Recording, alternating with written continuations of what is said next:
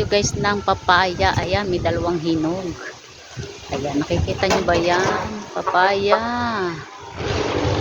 Ayan, hinog na ang aking papaya. Sinumpitin natin yan para tayo ay may makain. Oh. Ayan, huwag kang madudurog. Ay! Isa pa.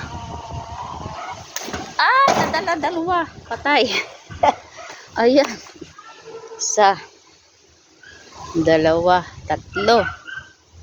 Pero ito, manibalang na rin naman to. Ayan, masarap kainin to na. Medyo manibalang.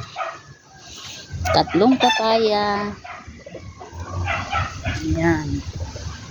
Dalhin muna natin ang panungkit. Ayan, lagyan natin dito ang ating pipaya.